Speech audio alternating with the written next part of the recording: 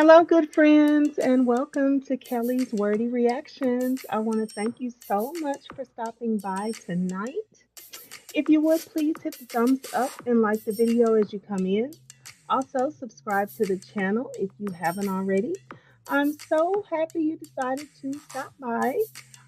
Feel free to hop in the chat. If not, that's fine too. I still appreciate your presence.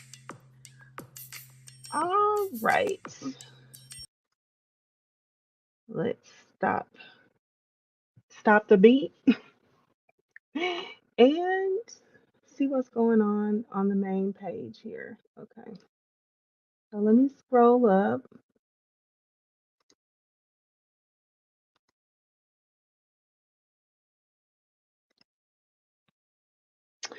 Okay, so I see a couple of people have come in, and oh look, I said what I said is in the chat.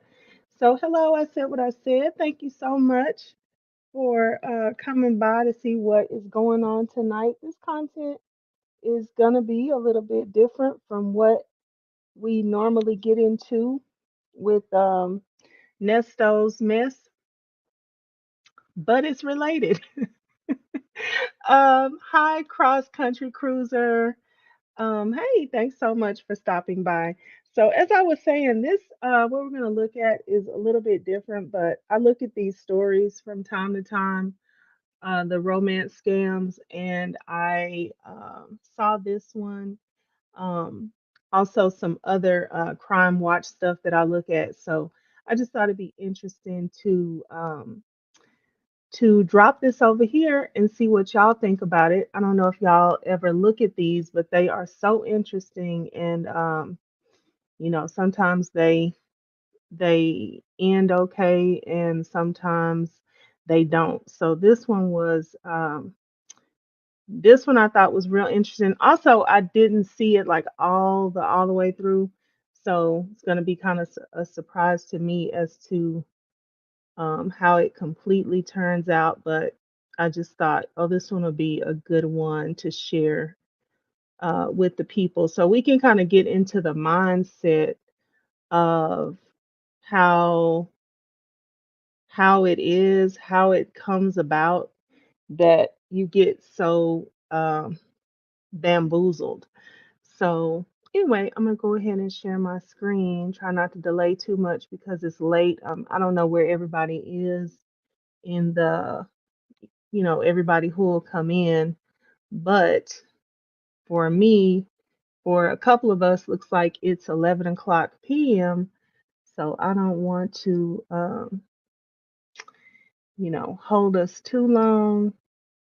If anybody has to go to work in the morning and all of that, I normally don't really start going to sleep until around 12 anyway. So I thought, okay, this is good. This is still a good time to get a little viewing pleasure in. Okay.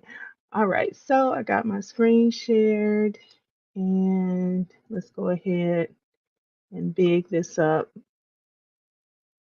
All right. Come back to the chat real quick to see what's going on. Okay. So you were just speaking to her. So yeah, once again, um, I see a couple more people have come in. Thank you so much for stopping by. I'm about to get this video started and then we'll see what we think about that. All right, let's go. For months now, our CBS News investigative unit has been exploring the dark, dangerous side of online dating. The results of their exhaustive inquiry will air all this week, starting now. Here's correspondent Jim Axelrod. Hey, She had all Vicky. these buckets full in her life. My mom did. But there was this one bucket that was missing, and that was a male relationship. 3 years after Kelly Gow's father died from cancer, her mother, 57-year-old Laura Kowal, a retired hospital executive, decided she was ready to start dating again. My mom was actually very specific about wanting to do online dating. It allowed her the opportunity to have more control of what she was looking for in somebody, and it felt safer. After going online, Laura found what she thought was true love on Match.com. She fell hard for a man named Frank, a self described Swedish businessman. His profile included this stolen photo. October 4th, 2018, she meets Frank Hmm. over email. Smart, shrewd, savvy woman. Hmm. 12 days later, telling someone she's never met, "You have my heart forever." Clearly, my mom felt the emotions of feeling loved and having companionship just through email. And I know there's a lot of people out there saying, well, how could that happen? That's right. This lonely hearted retiree who sought safety as she started dating fell for a man she never met face to face. Which is why, in the summer of 2020, Kelly was relieved that Laura's online romance seemed to have run its course. And I'm calling in regards to your mother, Laura Kowal, Until she received an alarming call from a federal agent. who may have been involved in a fraud scam as a victim. I called my mom and I immediately knew there was something legitimate to this. What are you thinking? I knew it had to do with Frank. Kelly rushed to her mom's home in Galena, Illinois. It's not like she'd planned to leave, you know what I mean? Yeah. Calling the police when she found the house empty, Effie was just laying on the couch when I got here. except for her mom's dog, Effie, who never left her side. I just don't know where she would have gone. She started looking for clues, sifting through bank records, and discovering her mom had wired Frank about $1.5 million, just about everything she had. I think as I went through and started uncovering this, I just became almost sick at just the depths of all of it. In the last year, 2023, our best estimate is losses in the range of $1.3 billion related to romance scams alone. 1.3 billion. And that represents an increase from about 500 million in 2019. Arun Rao runs the Consumer Protection Branch at the Department of Justice, which investigates online romance scams.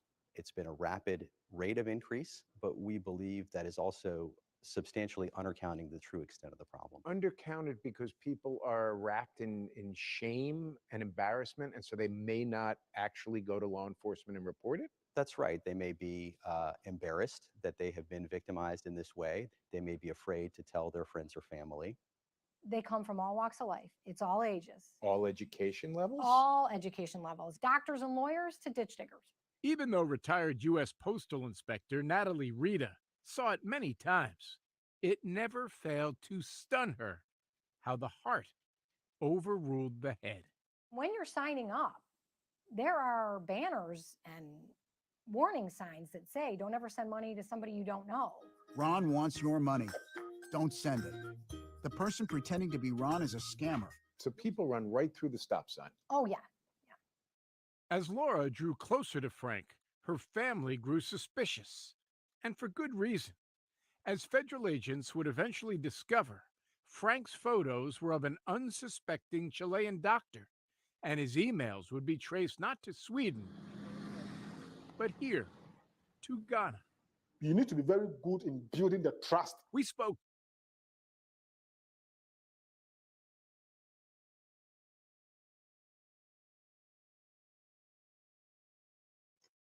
I'm sorry, I had the mute on. Okay. What do you think about somebody that looks this prominent? Not this guy, but he's just getting ready to talk about how they do the scheming. But you got this nice looking, uh, I'm gonna say well-groomed man. So you got the well-groomed man, and he's at a nice restaurant. He's holding up a nice glass of wine with friends all around him. But the best that he can do is email you back and forth. It just, like it just doesn't make sense. And like the lady was saying before, I don't know if she was the investigator. I think it was the investigator. Like there are a lot of different type of people who fall for this, and you would just think that if you are Um, I don't know. It's something. I mean, it's just like it's got to be something that you just know better than to only be able to email somebody or only be able to talk to somebody over text message that is supposed to be not that far away from you, even if they were in another country. Um, but yeah, it's just it's kind of mind boggling to me. But then again, you know, it's happening. So, somewhere in there, people make sense out of it. Cross Country Cruiser says it really doesn't make sense. Sad. I know. And some people are so starved for companionship. Yes, I guess that's what it is. But God forbid that, you're telling me that, you got all these pictures and like you look like money. You look like you got money, falling down around you. I don't even hardly ever drink wine. When I don't know. I don't know. I guess I don't like wine that much. But just to be in restaurants where that's the thing, you get your glass of wine. There's money, but this person has all these excuses about money, but I don't think they got to that yet. So let me shut up and go back to the video and see what this man, where is he? He's in Ghana, is gonna explain. Okay. To a former scammer who called himself Emmanuel. Actually, you need two things. You need to establish trust and you need to exploit their hope. That is it. So when we are able to do that, then we start extracting money from them. Ghana and nearby Nigeria are home to thousands of scammers operating with impunity. They're called Yahoo Boys by religious leaders who seem to condone their crimes. Many Yahoo boys, Yahoo girls, Yahoo man, Yahoo woman are going to make heaven. Emmanuel describes sophisticated teams with specialists who could impersonate accents and harness technology to mask their location. How hard was it for you to set up a fake profile on the sites like Match.com? It is easy. In a 2019 lawsuit, the Federal Trade Commission alleged that as many as 25 to 30% of Match.com members who register each day were using Match.com to perpetrate scams. 25 to 30%. Match Group told us in a statement, "We believe the FTC allegations have no merit." Mr. Kim, how are you? Hi, how are you? Good. Jim Axelrod from CBS News. After 6 months of asking Match.com's parent company to discuss this, we finally approached Bernard Kim, the CEO of Match Group, the largest online dating company, which operates apps including Hinge, OkCupid, and Tinder. We've been talking to a bunch of scammers, and they say they're having absolutely no problem setting up fake profiles. We've been talking to a bunch of Really scammers. hard every single day to make sure that people are authentic. I was talking to the head of Match.com, the man who runs it. And he said to me, making sure people don't get scammed, that's our top priority. I think maybe he's not aware of what is really going on Match.com. Maybe he might think he had that security on Match.com, but people have their way around it. It's easy to get around it. So easy to go around it. Match Group says it spends $125 million annually on trust and safety. Prosecutors do pursue cases against the scammers when they can find them. In Laura Kowal's case, they traced some of the money she sent to scammers to 3 people in Chicago who have been charged with wire fraud, including this woman, an American military veteran and postal worker named Jennifer Gosha. I thought we were in a relationship and I thought we were going to build together and have a life together. And it turned out that wasn't the case. Gosha pleaded not guilty and told us she's not a criminal, but a victim who was coerced into helping Laura's scammers, saying the Nigerian co-conspirator she was dating used her to help launder money scammed from others. Do you ever think to yourself, I played a part in someone's life being ruined? I have thought that many, many times. And I didn't play a part in it knowingly. If convicted, Gosha could face up to 30 years in prison. Now, look, to me, this is one of the scariest pieces right here because, okay, number one, 25 to 30% of the people on the site are scamming.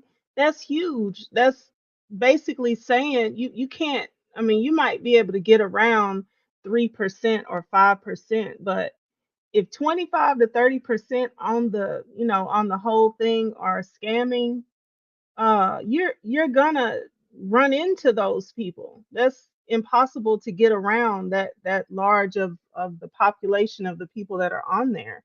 And then some of the people don't actually give money.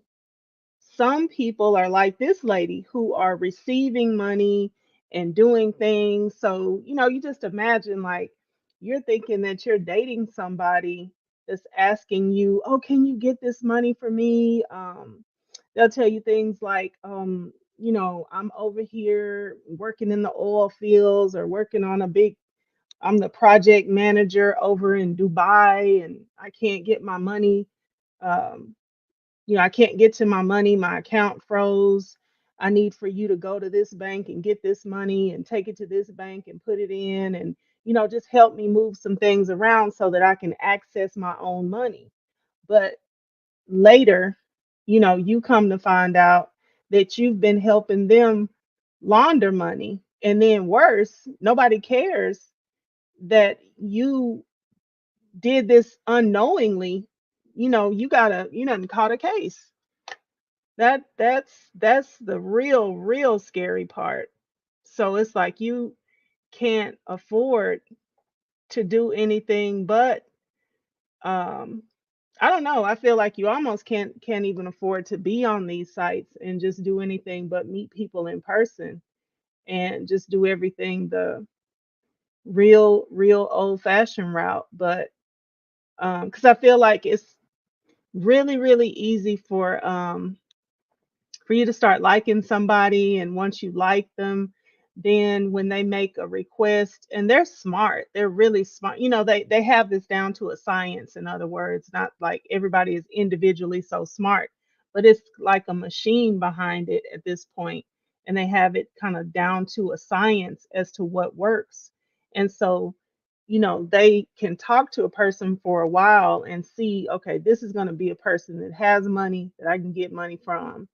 And then, oh, okay, this is going to be a person that'll basically be a mule that I can utilize to, get things, move things around. I've even seen some of these where they will actually have you come to where they are, go somewhere else, take a suitcase. People have gotten caught in airports in other countries with all sorts of stuff they didn't even know that they had, and they're jailed in those other countries. It can get, it can really get so bad. So anyway, let's go back to the story. I'm freaking myself out. Okay, here we go. She claims she didn't make a single. Uh-oh. Okay. Someone's life being ruined. I have thought that many times. And I didn't play a part in it knowingly. If convicted, Gosha could face up to 30 years in prison. She claims she didn't make a single penny from any alleged scam. I am not someone who decides at 52 years old, after all I've accomplished in my life, now I'm going to become a criminal mastermind. Kelly spent weeks reading hundreds of emails between her mother and Frank as she untangled their relationship. And just like Jennifer Gosha's claims about the man she was dating, Frank had started teaching Laura how to help him move money. It's a harrowing new twist to online romance scams. Laura Kowal was now an accomplice, becoming what law enforcement calls a money mule. They go and they open bank accounts at financial institutions. Most of the time, the wire transfers into the bank accounts are the proceeds from other romance fraud victims. James Barnacle, the head of the Financial Crimes Division of the FBI, says this is next-level victim exploitation. They're committing a crime at that point. So they've opened a bank account illegally under false pretenses. That's bank fraud. Laura went so far as to set up fake dating profiles that ensnared more victims. There were some emails where she said, I'm not comfortable doing this, saying that she's uneasy about this. It just really saddens me that it got to that point that ultimately she was participating in illegal behaviors. Oh, I love you, honey. With her mom still missing, Kelly found one more clue, a haunting note. Kelly, you have kept me going this long. I love you. You were right in your judgment of me. I've been living a double life this past year. It has left me broke and broken. Yes, it involves Frank. I tried to stop this many times, but I knew I would end up dead. 2 days after she disappeared, Laura was found dead in the Mississippi River, almost 250 miles from her home.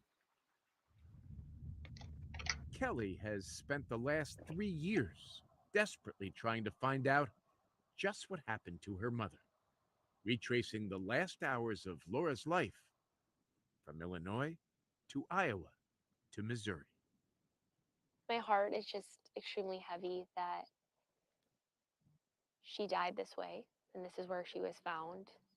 Laura's death was ruled a drowning, not a suicide. Kelly thinks about her mom's last note and believes she was killed. She drives the miles between her mom's home and where Laura was found, hoping to solve the mystery. I never thought that this could happen to her, but I'm sitting here today as proof that this could happen to anybody. The criminals who did this to your mom, we're sitting here because of them. And I have so much anger towards them. Because I look at my life now and my mom is missing out on all of that. They took so much away from me. They took everything away from her. My family will never get that time back. Tonight, a CBS News investigation into the dark and dangerous side of online dating. This week, we'll take a look at the threat affecting tens of thousands of Americans, largely in secret. CBS's Jim Axelrod meets a daughter whose mother was ensnared in a romance scam that cost her far more than her life savings. Kelly Gow is a daughter searching for answers I have an appointment with Detective Jeff Phillips. about what happened to her mother. Laura Kowal, a 57-year-old retired healthcare executive who was widowed in 2015 and moved from Chicago to the small town of Galena, Illinois, to start her next chapter. Oh, I love you, honey. She had all these buckets full in her life, but there was this one bucket that was missing of having a relationship. So Laura, like 3 in 10 adults have done, turned to online dating, creating a profile on Match.com. It felt safer to do it that way than to go to a bar and meet somebody. Online dating felt safer. She matched with someone who called himself Frank Borg, and to use these 2 pictures stolen from a Chilean doctor. Frank claimed to be a Swedish businessman. Clearly, my mom felt the emotions of feeling loved. And I know there's a lot of people out there saying, well, how could that happen? 64,000 Americans were taken for more than $1 billion by romance scammers last year, more than double the $500 million it was just 4 years before. I'm calling in regards to your mother. When Kelly got a call from a federal investigator who may have been involved in a fraud scam.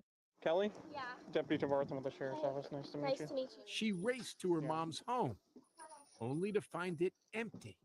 You must have been freaking out. I was. A search for a missing woman. Laura Kowal was last seen on Friday. Turning the house upside down, Kelly found emails detailing a fraudulent investment scheme involving a fake company called Goose Investments. CBS News reviewed hundreds of emails from the scammer laying out an elaborate scheme. Over the course of nearly 2 years, Frank convinced Laura to send him $1.5 million. But Goose Investments wasn't real. Frank wasn't real. And buried in a file cabinet was this note from Kelly's mom. I've been living a double life. Yes, it involves Frank. I tried to stop this, but I knew I would end up dead.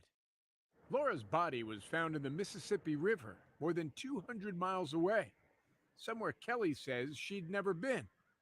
The medical examiner called it death by drowning, never ruling homicide or suicide. I had a lot of questions for the sheriff's department down in Missouri that was responsible for the recovery of her body. Dissatisfied with the response from law enforcement, Kelly began investigating herself, tracing the possible routes where her mother's car was seen on surveillance tape. This service station here Yep. captured your mom's vehicle. Yep. Getting answers is now Kelly's life's work. It wasn't until I learned that I was going to be a mom myself and have a daughter that I knew that one day she would know the full story of how her grandmother passed away. And ultimately, her grandmother's story can save someone's life. So many questions. As Kelly asks, how could her smart, successful mom be scammed out of her life savings? Tomorrow on CBS Mornings, from what authorities believe was Frank's home base, we'll meet a former romance scammer in West Africa. And tomorrow night on the CBS Evening News, we'll have a sinister twist when the victim actually becomes complicit in the crime. Maurice? So many questions is right. Looking forward to it, Jim. Thank you. We welcome you back to CBS Mornings. It's 7:30. This week, our CBS News series, Anything for Love, is focusing on the wave of online romance scams. Now, these scams are costing victims more than $1 billion, that's with a B, a year. That's double what it was 4 years earlier. And it's not just retirees and widows. Victims are all ages, including lots of men. Yep, men are falling for it too. So far this week, we have focused on the story of Kelly Gow. Her mom was a victim of a romance scam, and it cost her mom her life savings and eventually her life.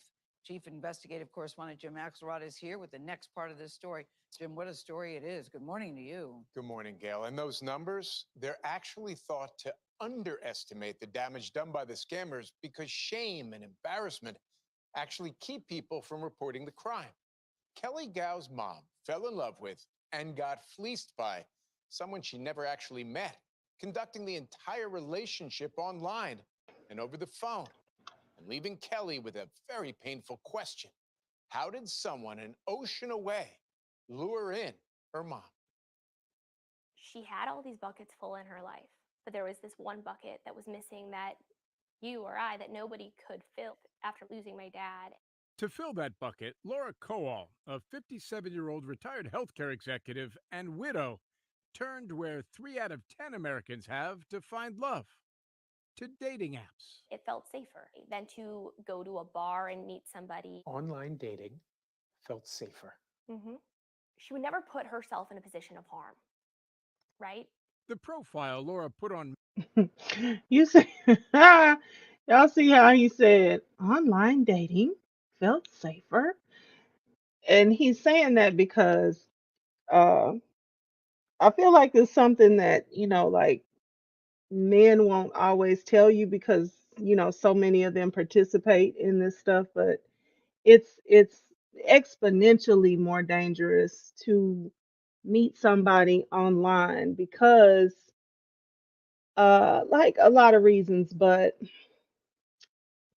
I believe that men, like that's part of what they do is, they want to see somebody, they want to approach them, they want to, um, kind of like have that full 3D look at you to see if they really like you and then approach you. Now, nobody likes rejection, but men know that that's part of the deal.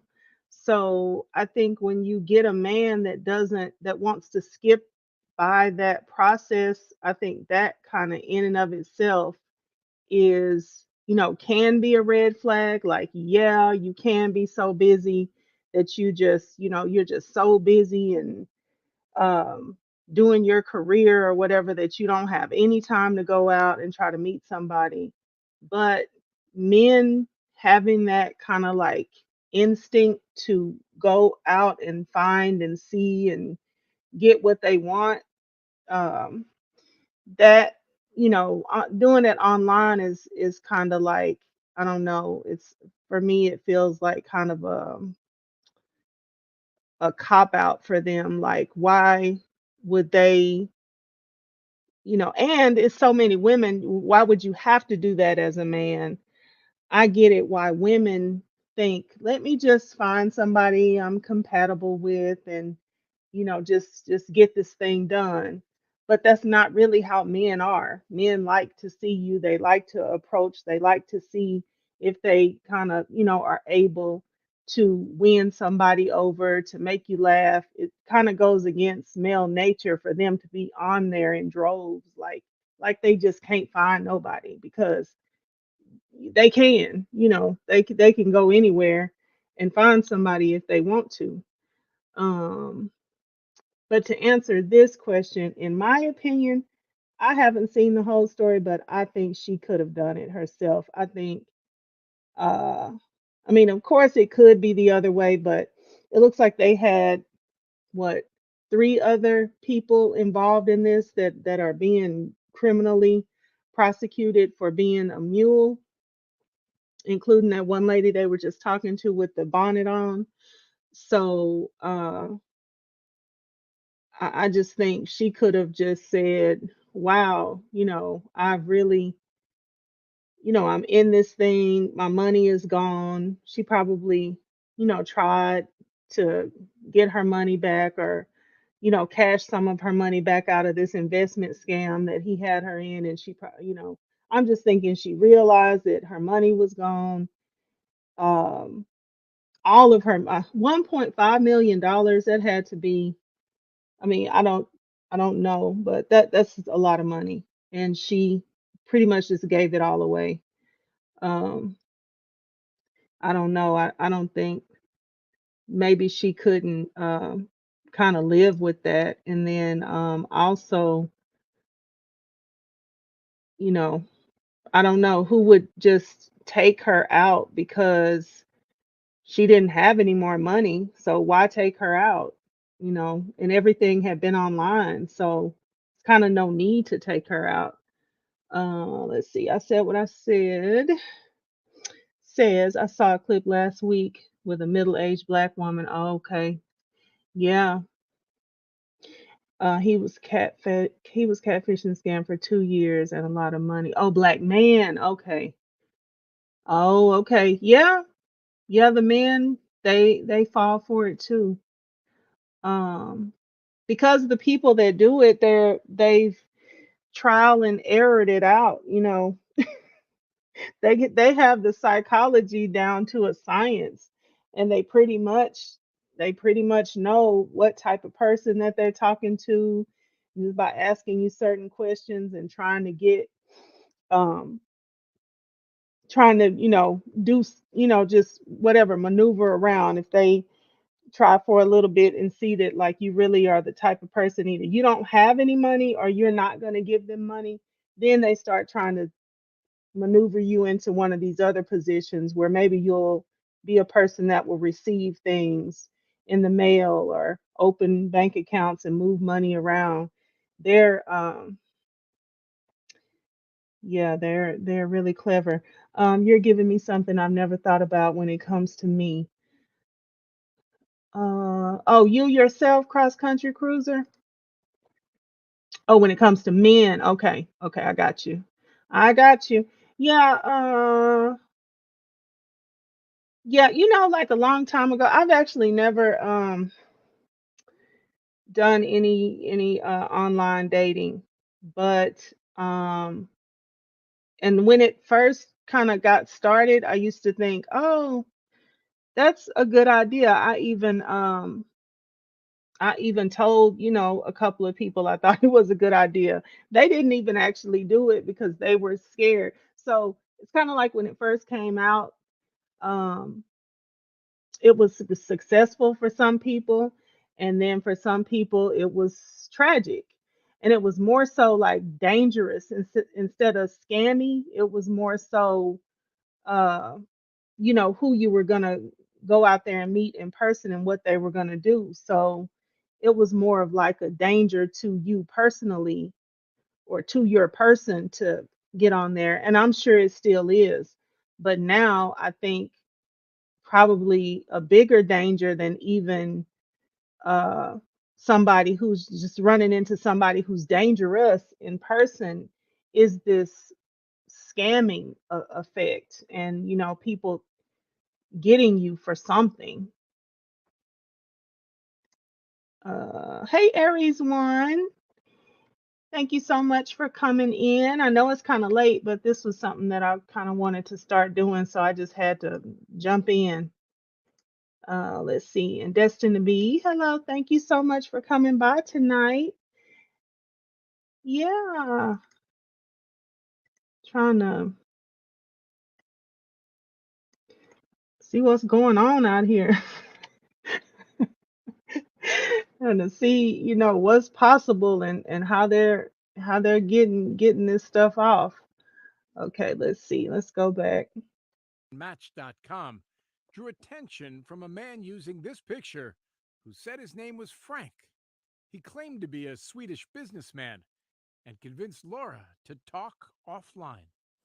Initially, she was extremely giddy and happy talking to him. But as the relationship Emailing grew, him. the phone calls transitioned to nighttime. Then they almost became more secretive. Oh, she was Over the next 2 talking. Okay. years, they exchanged hundreds of emails, spoke regularly by phone, and declared their love for each other. I think as I went through and started uncovering this, I just became almost sick at just the depths of all of it. Frank convinced Laura to hand over her life savings, $1.5 million, for his fake investments. She never met Frank. I don't believe that she physically met Frank. Federal investigators traced those who victimized Laura Kowal to Ghana. Investigators tell us Ghana and nearby Nigeria are home to thousands of scammers operating with impunity. We have big people here in Ghana. We spoke to a former scammer who called himself Emmanuel and told us how scammers can trick people like Laura. Once they establish trust, hope takes over. You need to be very good in building the trust. Actually, you need two things. You need to establish trust and you need to exploit their hope. That is it. So when we are able to do that, then we start extracting money from them. You cannot do that thing without the online dating site. You need those online dating platforms. Definitely. Definitely. Emmanuel says he worked with a team of scammers who could impersonate different accents. But his success depended on dating websites like Match.com, where Laura met Frank, who used a picture stolen from a doctor in Chile. How hard was it for you to set up a fake profile? Could I say it is easy? It's a substantial problem, and it's one that's rapidly accelerating. Arun Rao oversees romance scam investigations for the Department of Justice and says scammers are using AI to manipulate their voices and trick their victims. If you are not perhaps accustomed to dealing with technology, then you may find yourself as a potential target. Last year, more than 64,000 Americans reported being a romance scam victim. Many are older singles, lonely after a spouse dies, often with more money to target.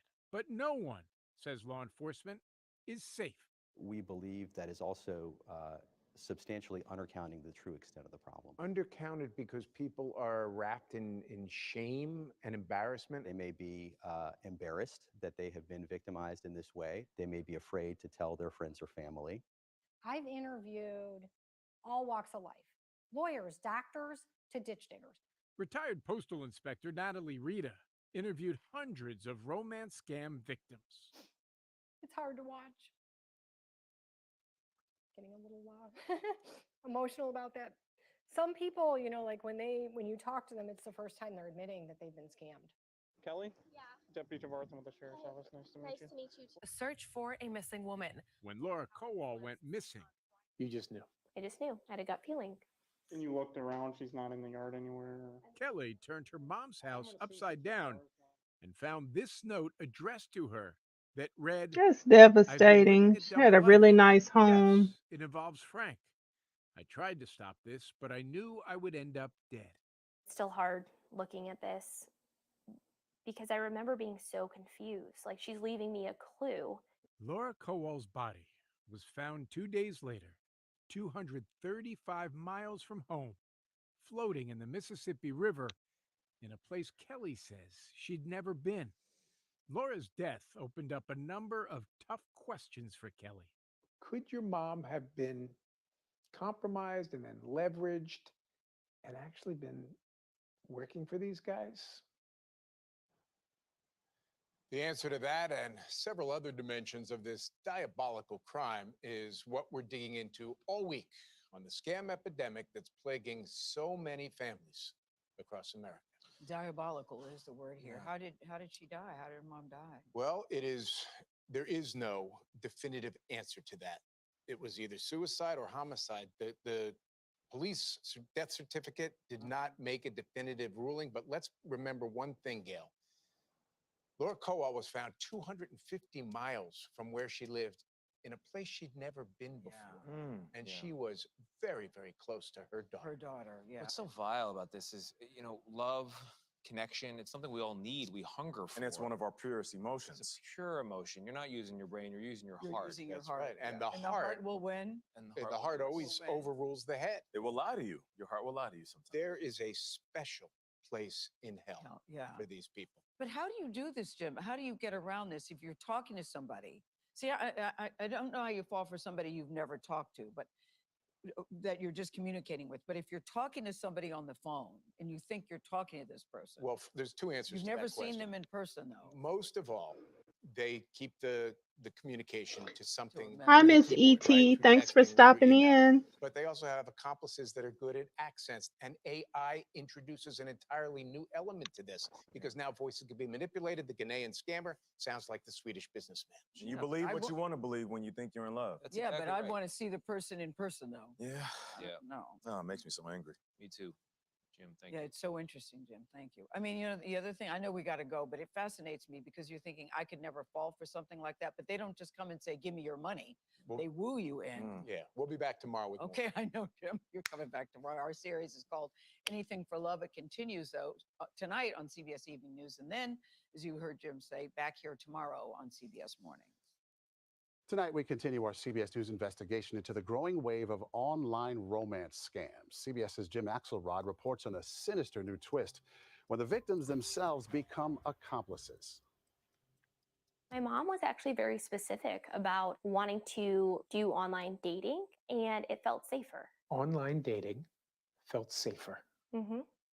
If it wasn't painful enough that Kelly Gow's mother, Laura Kowal, was scammed out of $1.5 million, then found dead in the Mississippi River, when Kelly started investigating what happened, she discovered her mom's role in something criminal.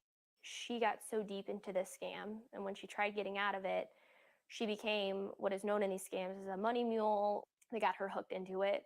Laura wasn't alone. My name is Glenda. Oh my It's the gosh, she latest was scammer muling tactic, too. now so widespread that federal agents have broadcast warnings. Police officers told me that my love was a scam. This feels like it moves to a whole other level of sinister. They use victims till the end.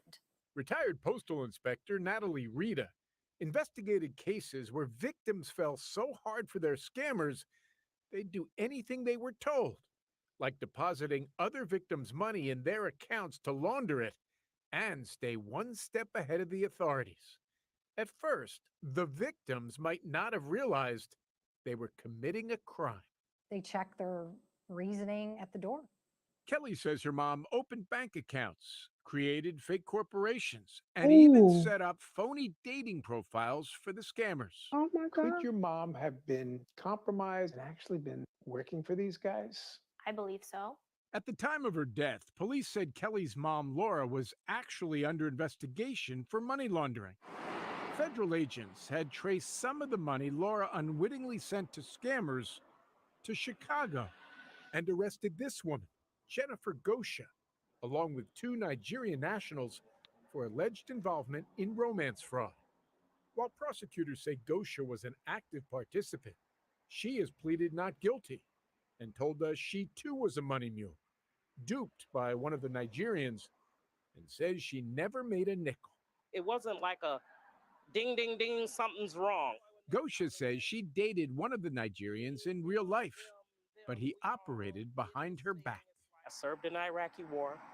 I raised my children. I am not someone who decides, after all I've accomplished in my life, now I'm going to become a criminal mastermind. If I'm going to come up with the scheme, it's not going to be this dumbass scheme. If convicted, Gosha could face up to 30 years in prison. Do you ever think to yourself, I played a part in someone's life being ruined? I have thought that many, many times. And I didn't play a part in it knowingly. You're saying you're a victim of the scammers as well. I'm absolutely a victim. But And you're a victim who may end up doing time. and only because they feel like I should have known. As for Kelly Gao, her thought is simple. Someone has to pay. And I have so much anger towards them. They took everything away from her. And my family will never get that time back. Now that part right there, I don't like that. What do they mean somebody has to pay? Because if her mother was doing the same things that the other ladies were doing, but it's just that somebody, either her mother took herself out or somebody else took her out, which I mean, I don't know. I feel like they've already said the people are everything was traced back to Ghana, but now they're saying a couple people were actually here. So I guess somebody else could have taken her out, but I'm kind of wondering why, if there's other, 3 other people that they left.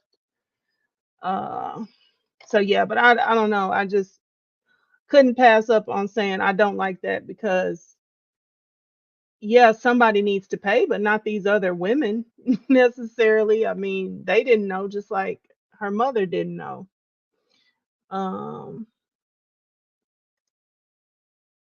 Yeah, she's a victim too. I know.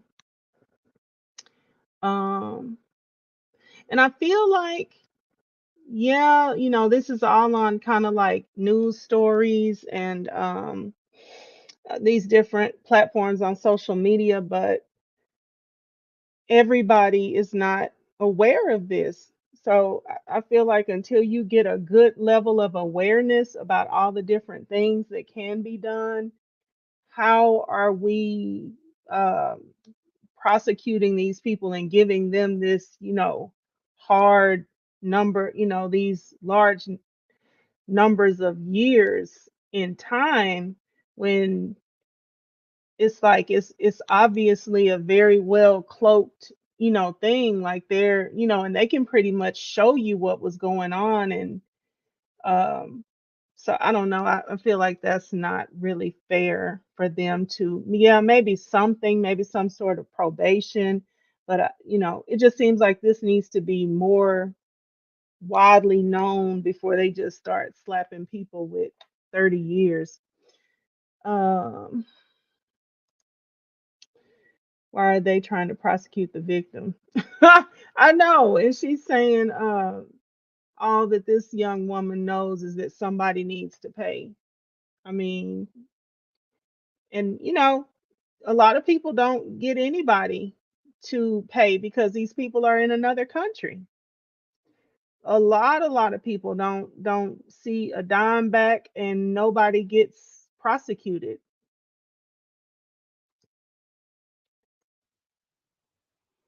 Wow. Eye-opening, disturbing. Jim, where does your investigation go now? Well, Maurice, law enforcement tells us that the explosion of romance scams is tied directly to the increased popularity of online dating apps. They are, after all, a target-rich environment for scammers. So tomorrow, we'll dive much more deeply into that on CBS Mornings. That's must see. Jim, thank you. We welcome you back to CBS Mornings. It is 7:30. Our CBS News investigation, we're calling it Anything for Love, about the wave of online romance scams, turns now to the role of dating apps. So we've reported that these romance scams are costing tens of thousands of Americans more than $1 billion, that's with a B, a year. The FBI tells us that scammers have used online dating apps to broaden their reach. Chief investigative correspondent Jim Axelrod is back with that part of the story. I'm enjoying this series so much, Jim. Welcome back. Good So morning. much heartbreak, Gail. So much heartbreak. Yes. Good morning. 3 in 10 Americans say they have used a dating app at some point.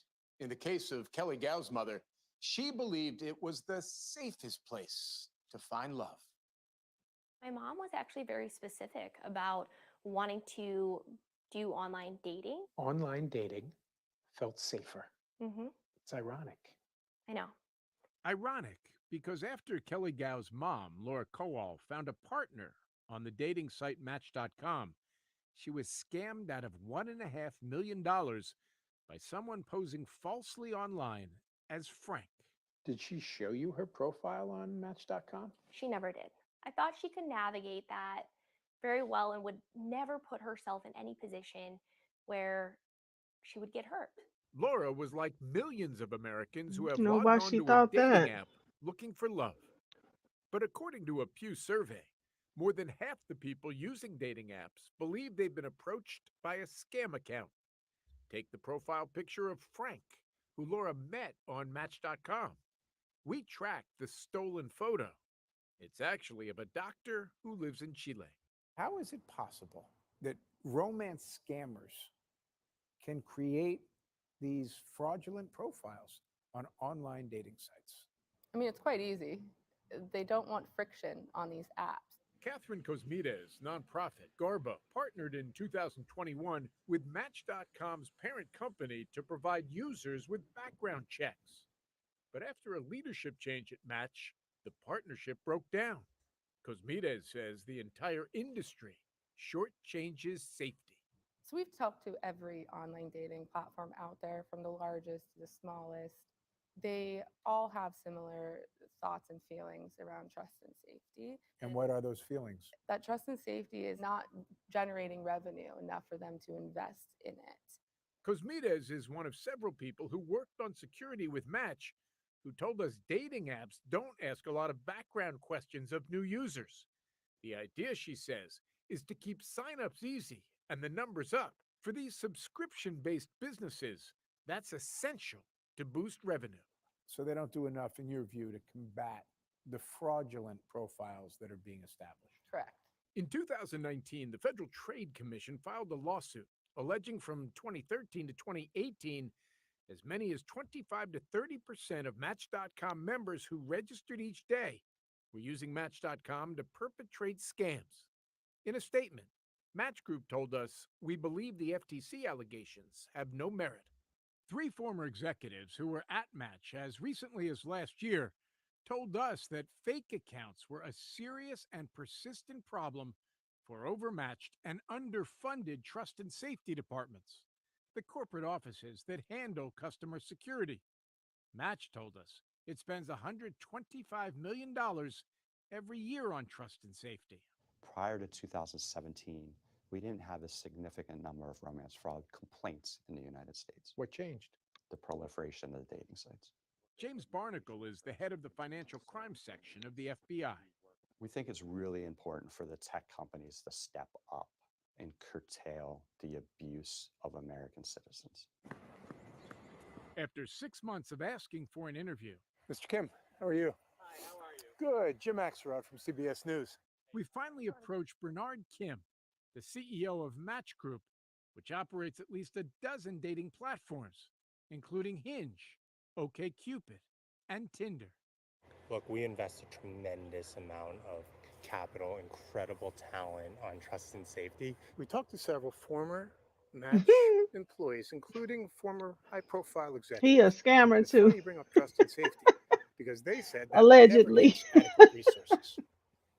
I mean, if you look at our investment over the He don't last several care. years, we've only increased the number of talented people, leadership that's focused in this area. It's existential to our business to remain safe. Match told us they removed 96% of improper accounts within a day and used both AI and human moderators to remove bad actors. We tracked down a former romance scammer in Ghana and shared with him what the Match CEO told us. How hard was it for you to set up a fake profile on the sites like Match.com? Could I say it is easy? We've reshifted the way that we've addressed people that can come into our platforms. We're working really, really hard every single day to make sure that people are authentic. I think maybe he's not aware of what is really going on Match.com. So maybe he might think he had that security on Match.com, but people have their way around it. So what can law enforcement do to tackle this growing threat? We'll have more on that on the CBS Evening News tomorrow, and you can see the whole story all in one place on Sunday night in our streaming documentary, CBS Reports. Number one, I appreciate Mr. Kim talking to you as opposed to jumping in the car and running away. Very important point there, Gail. And that he Most stood people there. run. He answered every question. Yes, he did, and he didn't stutter. But it does sound like that there's still a problem there. So what can people do to protect? What can we do to protect ourselves? Well, I know this is going to sound simple and basic, but if you've never met somebody, you think you have because you've established a relationship through your fingers, right? Like by typing texts or emails. You don't know that person. Don't ever send them money. And if somebody suggests coming offline, off the dating platform and talking on the phone or texting or emailing, run. Run. Nothing good ever comes But of Jim, as that. you pointed out yesterday, they don't just say, "Natalie, give me some money." Right. You know, you've engaged in a relationship, and then they say, "Oh, I'm having some problems. Can you help me out?" Because it's a heart transaction. It's not a head transaction. Everybody says, "Oh, how could this happen?" Heart. It overrules the head. I do want to say one thing, though. Yes. This entire series only happens because Kelly Gao chooses to share her deeply personal, painful story with us in hopes of preventing other people from living the trauma that she lives every day. She lost her mother in all of this. The tension seems unresolvable. On the one hand, the dating sites want to bring in customers and make it easy for new signups. But on the other hand, that's what allows the unsafe elements to come in. And it's a target-rich environment for the scammers. Sure is. Jim, thank you very much. This is a really Very powerful series. interesting. Great reporting. Kelly Gao, thank you very much. Tonight, we continue our CBS News investigation into one of the dark sides of online dating romance scams. In our final installment, CBS's Jim Axelrod takes a look at what law enforcement can do to combat this billion-dollar crime wave. But before they talk about that, so he said, don't come off the app to talk if they want your any type of personal information, which I can understand that. But when are you supposed to meet them? I mean, when, okay. I don't know. It just seems like this is too much. It seems like this is just too hard. So you can't give them your phone number. You're not supposed to give them your email. You're not supposed to give them any of your personal information. You just talk to them on the app. And then when do you know if it's safe to actually meet up with them? Because before you actually meet up with them, like he said, you don't know them at all. You don't know anything like you should know it if you haven't even seen them. So I didn't really hear what is the remedy other than meeting them, but it seems like how are you gonna actually get into like a real relationship if you're never gonna give them a way to, if y'all aren't gonna really get in contact with each other. I don't know. That's confusing to me. Aries once said, I have never used an online dating app and I don't intend to. I heard that. No, people should that's one thing that I don't think is good to leave in the hands of technology. Yeah. Also, I don't think that long distance is good either. And it seems like a lot of people go for these people that are in some other place, and that's why they can't meet them easily, because it seems like they're always somewhere else. They're never like right in the same town where they can quickly even get to meet up with each other. So yeah, how years before it's safe. Yeah, yeah. Instagram. You know what? It's funny because yesterday or the day before, I got somebody came onto my profile, liked a few pictures, and did they say something? I think they just liked the pictures. And then when I looked at what the activity was coming from, because you get the alerts. So I looked at the activity, and it was a person that, a new follower, and then it was one man with one child. So that's another way. I don't know how long that will be popular, but that's another way that those scammers operate on Instagram anyway, and maybe even Facebook. They take their profile picture, and it's like a man and a child, and that's a popular thing for them to get women to talk to them, because they tell them that the mother left, or she passed away, um, or he's divorced, or just whatever, and he's just now raising this child by himself. And so a lot of women have fallen for that too. They start talking, and then they get to the place where they're telling you that they need something for the child, and you think you're in a relationship with them and you want to help them out with the care of this child. A lot of these scammers have even put the kids on the phone, so they think. So these people are getting scammed. They're thinking they're in a relationship with the man, his child, sometimes even like a sister or another relative that's kind of helping him take care of the child. And it's just a whole, room full of people in Africa pretending pretending to be a whole family full of people. And it's I'm laughing, but it's not funny. It's really not funny.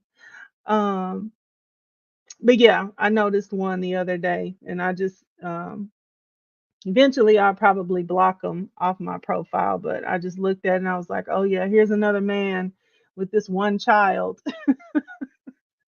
Another thing was funny, was the pictures that they were actually liking. I was like, "This doesn't really make sense. I'm on here with somebody else. Why is this one man um, liking the pictures of me with another man, and it's him and his one child." It's a lot of it doesn't really make sense, but I guess when you're really just looking for something so bad, you want it to make sense. Okay, there's just a few more minutes of this. Like, what's that? 6 minutes coming from the law side. I never thought that this could happen to our family. When Kelly Gow's widowed mother, Laura Kowal, went on Match.com, she eventually was scammed out of $1.5 million. Laura's life would end at Oh, that's a lot of 57, money. her body found in the Mississippi It's River. like gambling, you keep hoping it'll work. You keep David feeding the Parrish is the machine. sheriff in Lewis County, Missouri, where Laura's body was discovered. Online romance scams are a scourge. We deal with it every other week. But like law enforcement in small towns across America, Sheriff Parrish says he doesn't have the resources to fully investigate these online scam cases, even when a body washes ashore. We are always behind the 8 ball on this. But it's not just Sheriff Parrish who's frustrated.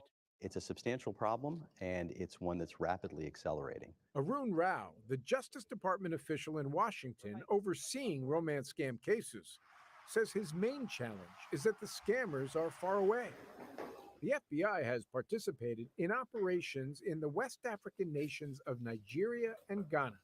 Rao traveled there last fall. We were shown video of scammers using artificial intelligence enhanced video technology. And so it appeared to the victim that they were speaking to another American citizen. It's like a little chilling as you're describing it. It is chilling, and it also makes it challenging for law enforcement to intervene. But this former scammer, who spoke to us from the West African country of Ghana, offers a key insight into combating these crimes. You cannot do that thing without the online dating site. You need those online dating platforms. Definitely. Definitely. A 2019 Federal Trade Commission lawsuit alleged that between 2013 and 2018, as many as 25 to 30% of Match.com members who register each day were using Match.com to perpetrate scams. In a statement, Match Group told us, "We believe the FTC allegations have no merit." Hi, how are you? Good. Jim Axelrod from CBS News. I wish After they 6 stopped months showing of this asking clip. for an interview, we finally approached And we Bernard heard Kim, him the already. CEO of Match Group, which operates at least a dozen dating platforms, including Hinge, OkCupid, and Tinder. When we've talked to scammers in Africa, they say there's no issue. There's no problem setting up fake profiles. I mean, if you've looked at our community standards, our guidelines, we've reshifted the way that we've addressed people that can come into our platforms. We're working really, really hard every single day to make sure that people are authentic. Match told us they removed 96% Meanwhile, of he's improper fake accounts within a day AF. and used both AI and human moderators to remove The bad whole actors. way he's To your forming his customers who have words is lost just fake. a lot of money, hundreds of thousands, sometimes millions of dollars, life savings, or the relatives of people who've even lost their lives. What do you have to say to them? Look, I mean, things happen in life that's really difficult. I have a tremendous amount of empathy for things that happen. But I mean, our job is to keep people safe on our platforms. That is top foremost, most important thing to us. One more note about the Match Group. Last month, they announced a new head of trust and safety. That's the corporate office responsible for customer security. Nora? Jim Axelrod, thank you. All week, we've been taking you inside the troubling world of online romance scams. CBS News and Stations reporters found courageous victims nationwide willing to come forward with their stories. CBS's Jim Axelrod reports. From Colorado he's always very romantic. to California. Exactly. I said what I said. He don't. CBS News searched court He cases could care across the less. country He knows to find people are going to scam keep signing victims with up. the courage to share their stories. People like Connie in New York, who say for too long this crime has carried an unwelcome stigma. Every day I beat myself up. How stupid are you, Connie? You're an educated person. The Federal Trade Commission estimates last year 64,000 Americans fell for dreamy but fake identities online. 40% of the victims are men. I believe this person. That's why I fell for her. Anyone looking for love can fall victim. They come from all walks of life. It's all ages. It's, 20s to 70s, 80s. All education levels? All education levels. You're talking doctors and lawyers to ditch diggers. It happened to Karina, a California woman with a PhD. I clearly so badly wanted to believe in the dream that he was selling me. These organizations are sophisticated. They know how to defraud everybody. They're very good at it. That's what they do. They are motivated by money. Romance scams cost Americans more than $1 billion last year. And this Texas woman reveals it nearly cost her life. I felt like I couldn't live knowing that I had participated in something like that. In this epidemic, advocates encourage compassion for victims. The worst thing to do is to pass judgment, to make them feel stupid. And urge caution for everyone looking for love. Jim Axelrod, CBS News, New York. The CBS Reports documentary, Anything for Love, Inside the Romance Scam Epidemic, premieres tonight at 9 p.m. Eastern on CBS News 24/7, streaming on the free CBS News app. All right. Let me stop sharing this screen. Yeah. So that's pretty bad. But yet I just felt like it's definitely something that needs more awareness. I think if it was more widespread awareness, uh, people wouldn't make some of these like common mistakes that that they're making. So, but I think as long as it's just like dealt with on a case by case basis and nobody, brings it to the forefront and just makes a big deal and, says you know, it's something that is happening to people. Like, okay, it's never going to happen to you, but it is something that's happening to people. Because nobody really wants to think about that being them.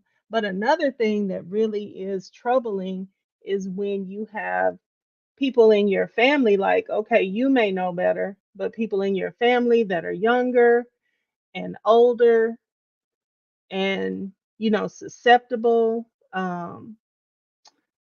you know, you have, different things that kind of are common on different platforms. Like I was talking about Instagram. I said what I said, mentioned Instagram, but then there's Facebook. So there's a certain way that people tend to come at you on Facebook that, might be a little bit different from Instagram, that some people might not realize that, oh, this is not this person.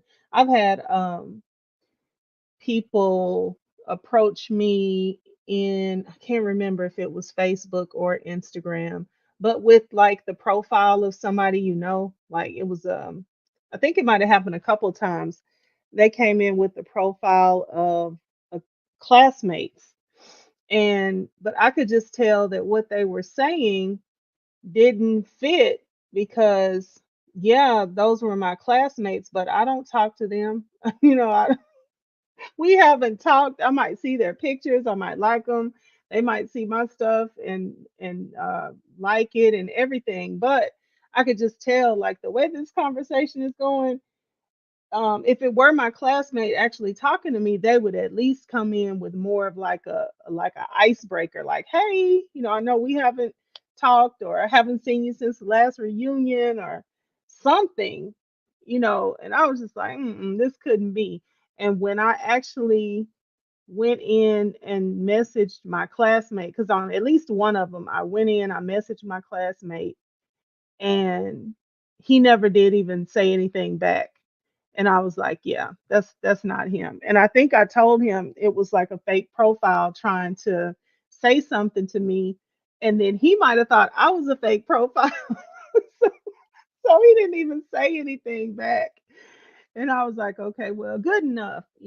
We both know it's people out here, perpetrating a fraud.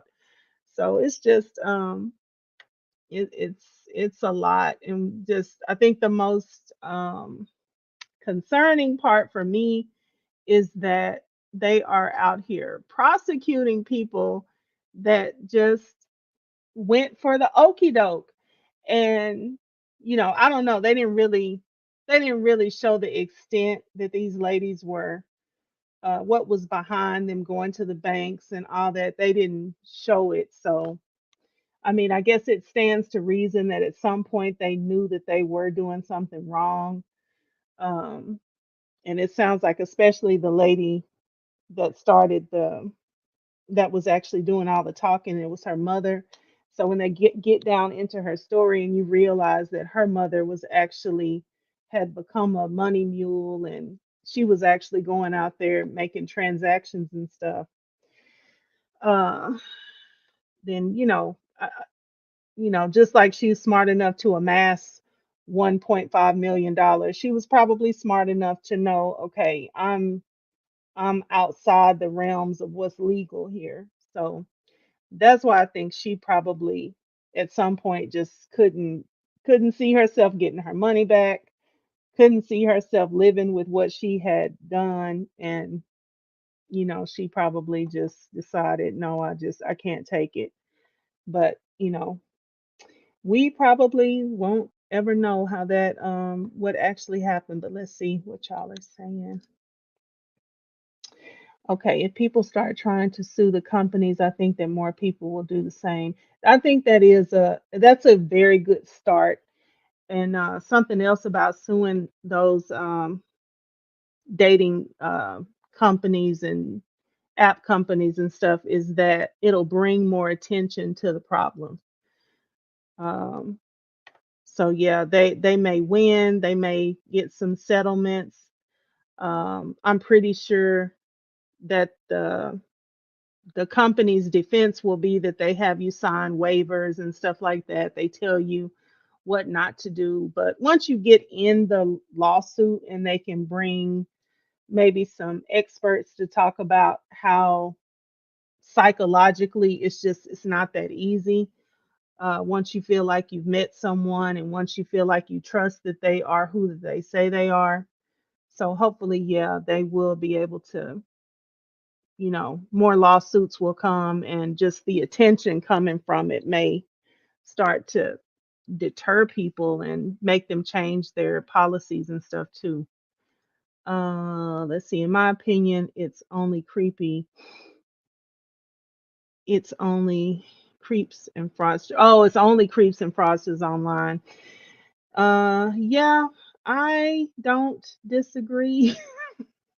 I mean, I think it's probably the exception to the rule that, um, yeah, it's probably the exception to the rule that you just meet somebody that's really genuine and, really, really is truly, working so much that they haven't found anybody. I just think in that case, like if you're that busy, you're working so much and you have such a demanding career that you can't really just get out there and meet somebody.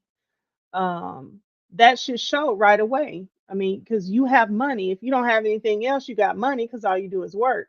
So I should be able to meet you fairly easily in some type of off time because if you don't have any time off, then you're not ready for a relationship either.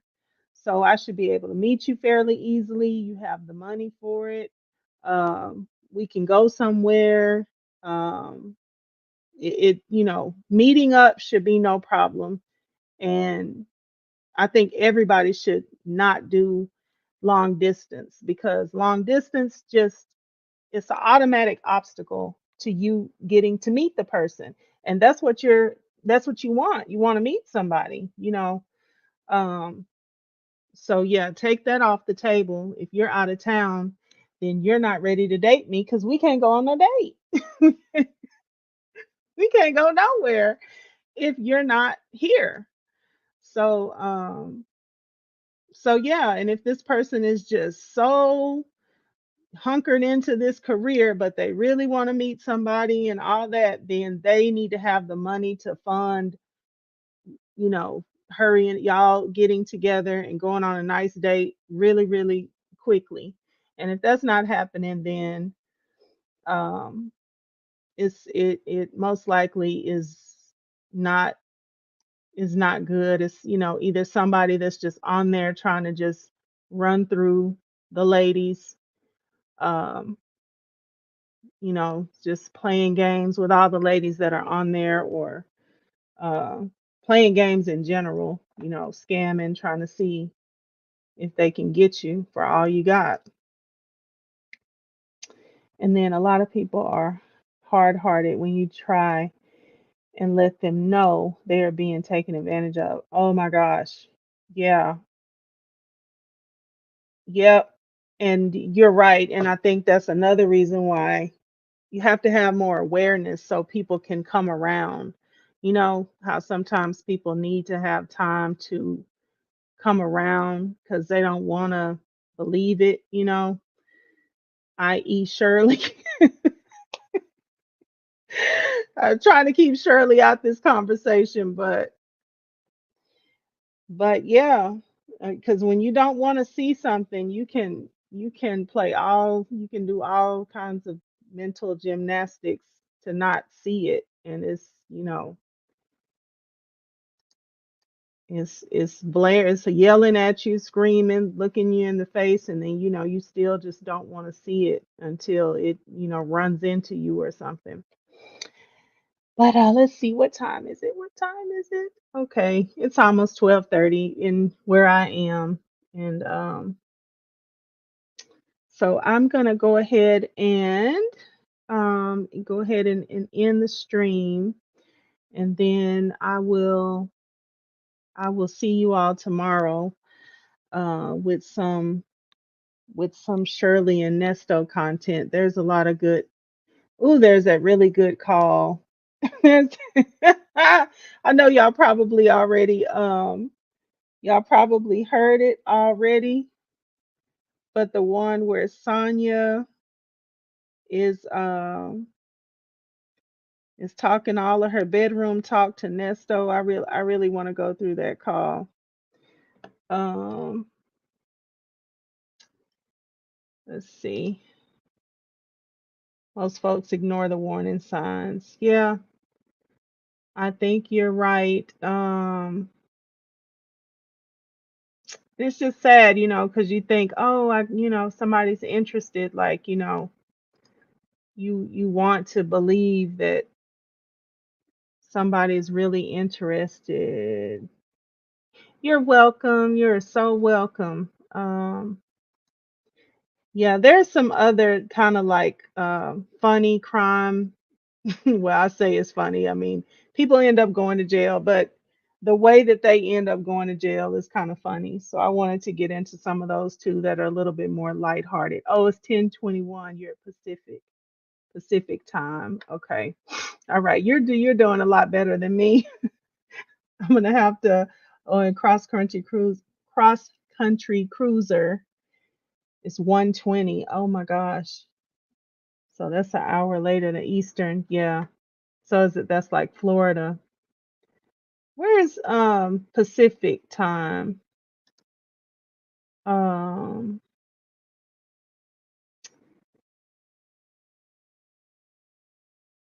when I was selling Medicare, I knew where that was because I know I have a license for some state that's in Pacific time. I can't think of what it is right now. Oh, Destined to Be is in California. Okay. Shout out to California and Florida. Okay, yeah, in California. Callie. I have a little cousin. She's in California. Her name is Callie. Yeah. Let's see. All right. Well, oh, you're in Los Angeles, California. Okay. Well, I'm here in the Lone Star State of Texas. And I said what I said is here too.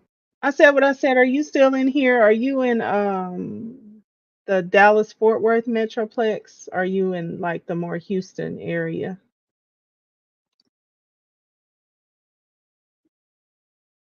Oh, you're in Cali too? Oh, wow. That's 3 people out in California. Don't you just love YouTube? It's- Somebody can be from anywhere and you can make all these nice connections.